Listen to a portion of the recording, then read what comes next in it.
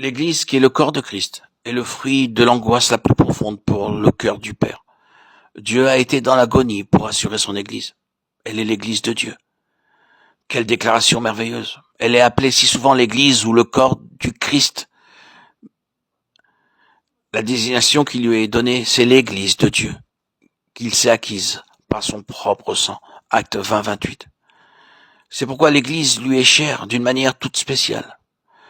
Mais ce n'est pas seulement parce que l'Église est le résultat de son double service ou de son agonie ou de son labeur qu'elle lui est chère. C'est aussi parce qu'elle est le fruit de son esprit, ce qui répond le plus profondément à son être le plus intime. C'est une chose merveilleuse. C'est ainsi que Dieu considère l'Église. Il ne nous regarde pas en ce que nous sommes en nous-mêmes, mais il nous voit en ce que nous sommes en Christ et ce que nous serons dans l'éternité. Une chose merveilleuse. L'une des illustrations ou l'une des paraboles les plus remarquables de ce fait, nous les trouvons dans la sentence que Balaam fut obligé de rendre sur Israël.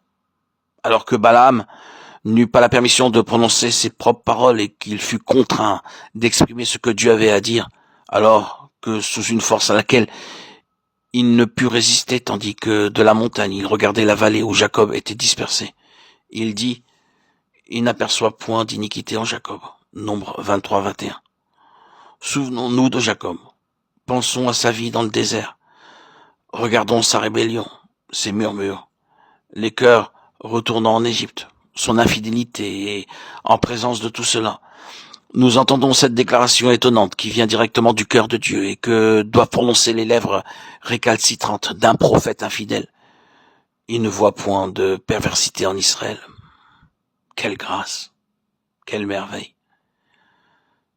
Le Seigneur regarde donc son Église comme le fruit de sa grâce, le fruit de son travail. Et dans un certain sens, l'Église répond à son cœur d'une manière qui nous est difficile d'exprimer. Christ a aimé l'Église. Éphésiens 5, 25. Il a aimé et il aime l'Église. Parce que, d'une manière mystérieuse, dans l'Église, il a ce que son cœur désire. Puissons-nous être inspirés plus profondément par le désir qu'il est en nous. C'est là, voyez-vous, la place de Joseph pour le Père. Mais ensuite, qu'est-ce qui suivra? Souffrance, abaissement, humiliation. Mais ceci ne sera pas une contradiction à ce que nous venons de dire. Ce ne sera pas un démenti à l'amour du Père.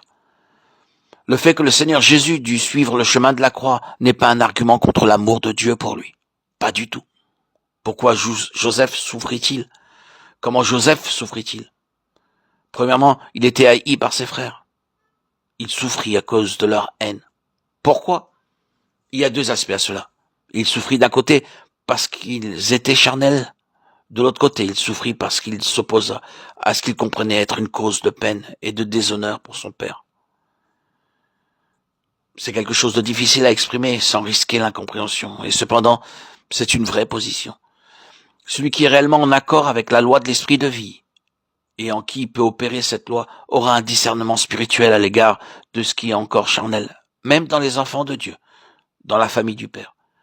Et parce qu'il a ce discernement, il ne pourra pas l'accepter, il devra le répudier, il devra s'opposer à tout ce qui est charnel parmi le peuple de Dieu. Et dès que l'on fera cela, on sera jugé, regardé comme ce croyant supérieur. On sera retranché, mis de côté. On sera rejeté, on deviendra un objet de raillerie et de reproche. Et ce sera la souffrance. L'esprit charnel n'aime pas se voir exposé. Voilà pourquoi Joseph eut à souffrir. Et c'est le chemin de la souffrance. C'est vouloir pour Dieu l'accomplissement de sa pensée la plus haute. Ce qui signifiera toujours s'opposer à ce qui est moindre que la pensée la plus haute de Dieu.